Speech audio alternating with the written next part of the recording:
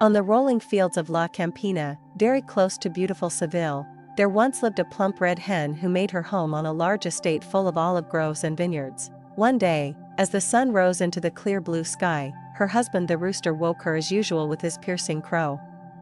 The red hen felt a familiar tickling feeling beneath her feathers.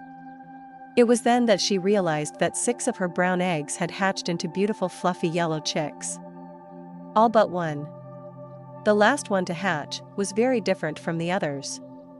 He emerged with only one eye, one leg and one wing, and so his mother decided to name him Half a Chick. And because he was different, the mother hen looked after him more than the others, and paid him great attention and always made sure that he was safe and happy. As a result of his mother's care, Half a Chick grew up to be rather spoilt and thought of himself as bigger and better than his brothers and sisters. Although they tried to play with him and include him in all of their games, Half a Chick thought that his siblings were simply not good enough for him.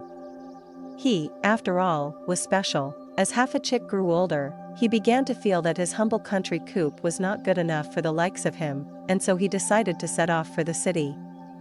His poor mother worried day and night. She was convinced that people in the city would make fun of her precious son because he was so different from the other roosters. So she tried to convince Half a Chick to stay at home where he would be loved and cared for by his family. "I am so sorry that you were the last egg I laid," she said one day, "and I wish I could give you back your missing half to make you whole, but you shouldn't go to the city where you have no friends or family to look after you. You should stay here where you belong." But Half a Chick wouldn't listen to his mother's pleading. He was convinced that the city would bring him fame and fortune and that he had no need of his silly, provincial family, and so he set off towards the city in search of the royal palace so that he could meet the king and queen. Surely, the proud little rooster thought to himself, a king and queen are the only suitable companions for someone like me. On the morning of his departure, Half a Chick's mother warned him that he must always be kind to others. She also warned him never to talk to chefs as they were a rooster's worst enemy. The day was hot and sticky, and it was hard work hopping along the country lanes for mile after mile. And so, late on that first afternoon, Half a Chick stopped to take a cooling drink of water from a trickling stream. When he bent to take a drink, the stream whispered to him, "Dear friend, I am so weak that I cannot move these twigs out of my way, and I have no power to go around them. Please can you help me by using your strong beak to move them for me so that I might flow on my way?" The arrogant rooster said, "Why should I help you when you are so inconsequential? Now go about your business, and do not bother me any more. One day you will regret your lack of charity," replied the stream, its voice full of anger and disappointment. Half a Chick carried on his journey towards the city until he came across a dying breeze lying in the short grass beside the lane. The breeze sent faint swirls of dust up from the lane with its wheezing, weakened breath. "Please help me to get up," the breeze whispered. "I am normally a strong wind that can move waves and bend branches, but I am exhausted by this terrible heat.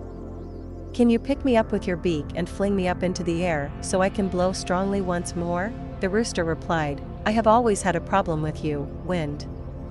You do nothing but ruffle my feathers and make me unstable on my one leg, so no, I will not help you." The mighty wind may have been reduced to a breeze, but it was still angry with the selfish rooster. "One day you will be sorry that you did not do this little thing to help me," it whispered. "One day you shall pay for your selfishness." The young rooster simply shrugged and hopped away up the lane, leaving the breeze to die out all alone. After another long day on the road, Half a Chick came across a dwindling fire in the hay field. He moved closer to the small fire and heard a frail voice coming from the burning embers. "I want to be free to roar up into the sky. Please put some dry grass on me so that I can be a big flame again. Have pity on me, please." Half a Chick seemed to think about the request for a moment before he replied in his usual haughty voice, "I am no mere farmhand who gathers hay for the likes of you. Now snuff out. I have far more important things to do with my time." "Someday you might need my help," replied the tiny flame, "but I will remember how unkind you were. I warn you that your selfish attitude will be your downfall." Half a Chick was so angry at being threatened by such a small flame that he jumped up and down on the hay until the last embers had died and there was nothing but lifeless ash under his foot. "That will teach you to talk to me in such a way," the proud rooster said to himself as he hopped away towards the city to meet the king and queen. Half a Chick finally arrived in the city of Madrid on the morning of the following day. He brazenly hopped up to the front gates expecting to be welcomed by the king and queen. Instead, he was confronted by a group of soldiers who were guarding the palace. "Who goes there?" barked one of the soldiers. No roosters allowed past this point. Although he was frightened by the soldiers, Half a Chick was determined not to be defeated. He hopped around to the side of the palace and squeezed his thin frame through a crack in a hidden doorway. Once inside the palace, he hopped down a stairwell into a great big room full of pretty copper plates and bowls that shone like gold in the glimmering firelight. In the center of the room, there were two imposing people wearing white crowns on their heads. One was a man and one was a woman. At last, thought Half a Chick, this must be the king and queen. But before the proud young rooster could take a bow and introduce himself, the king stooped down and grabbed a hold of him by the neck. "Who is this that has sneaked into my kitchen?" boomed the king as he prodded Half a Chick in the chest with his long finger. "He'll make a fine roast meal for the king and queen even if he is a bit on the thin side." It was then that Half a Chick realized his mistake.